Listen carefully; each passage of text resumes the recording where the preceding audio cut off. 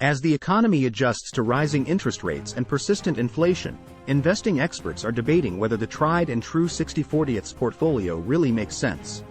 The dispute over the popular strategy, which entails investing 60% in stocks for growth and 40% in bonds to safeguard against losses, is not new. For years, the investing community has debated whether the 60/40 portfolio is dead, with advocates declaring, "Long live the 60/40 portfolio." Experts have speculated that the technique was outdated, and in 2022, when both stock and bond prices were declining, the 60/40 portfolio was destroyed. According to a recent Bank of America report, evidence for the end of the 60/40 portfolio is stronger than ever, with strategists arguing that the decades-old model is ill-prepared for the macroeconomic shifts expected in the coming years, such as higher inflation, higher interest rates, and market volatility. While the portfolio has recovered along with stock and bond prices, the question of whether you should remain with a tried-and-true strategy or try something new is still on everyone's mind, especially now that we're in the midst of a new bull market. We asked experts to comment on what economic conditions indicate for the strategy in the future and how investors should change their portfolios, if at all. The 60/40 investment technique is still in use. Rob Williams, partner and managing director of research at Sage Advisory in Austin, Texas, said, "Of course." He claims this even after a calamitous 2022, in which U.S. stocks lost 18% of their value while long-term interest rates rose. According to statistics collected by Bank of America, Treasury bonds fell 31%.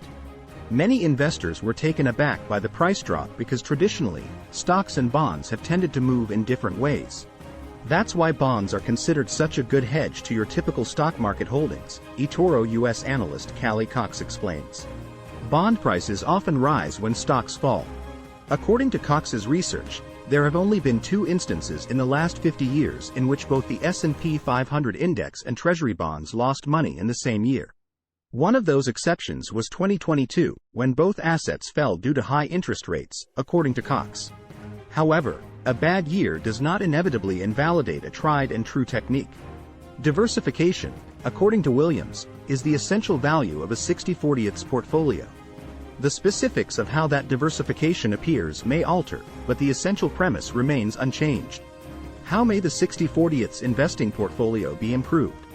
Individual investors should feel comfortable altering the 60/40 plan to meet their goals and risk tolerance, according to experts.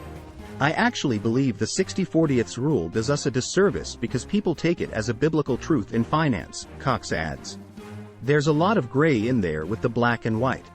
Some people may have overly conservative portfolios, while others should reduce risk," she adds. Investors who wish to optimize their 60/40 holdings, according to Williams, can move a couple of levers. First, they can alter the risk-to-reward ratio of risky investments. While the 60/40 split caters to the largest group of people in the middle of the risk spectrum, he adds that some people are younger and want 80/20. Others, on the other hand, want 20/80 the other way. According to Williams, investors can also change their holdings inside the 60/40 buckets. They should be careful to include a wide mix of securities in that 60% bucket, particularly small and mid-cap stocks. International stocks might also be added by investors. Within the bond category, Williams advises investors not to confine themselves to a single form of treasury bond. Diversification into emerging markets and non-government bonds, for example, will provide investors with a wider opportunity set, according to him. Rochelle Tubong-Banua, managing director of private wealth at U.S. Bank, concurs. While the 60/40 split may be a good starting point for some investors, it may not be ideal for everyone, she explains. For individuals seeking greater diversification, there are always alternatives to standard stocks and bonds, such as commodities, real assets such as real estate, or even hedge funds. What is the future of the 60/40 investment portfolio? With equities on the rise and the S&P 500 index currently in the early stages of a bull market, some investors may be tempted to sell bonds and go all in on stocks. That, according to Williams, would be a mistake. This would be the absolute worst time to abandon the 60/40, he believes. This is because the prognosis for fixed income is improving, and the Fed's rate rises are likely to come to an end.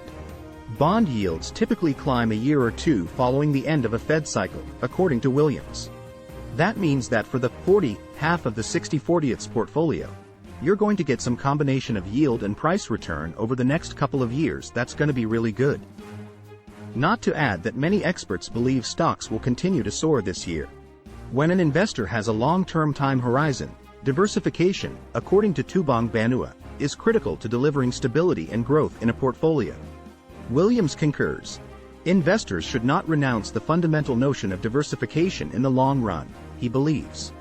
Despite ongoing inflation and mounting recession fears, Morgan Stanley strategists recently predicted a 10-year return of slightly more than 6% per year for the typical 60/40ths portfolio. While we expect the 60/40ths portfolio to deliver lower risk-adjusted returns when compared to those over the last 4 decades, the strategist stated. Tubong Banua suggests engaging with a financial advisor to better understand what portfolio adjustments might be appropriate for you, especially at this time when markets are so volatile.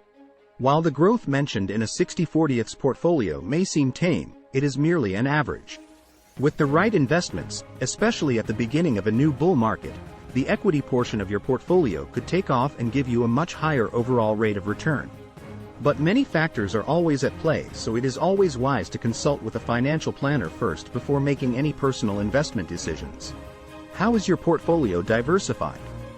Leave a comment below. Take care and remember that your money matters.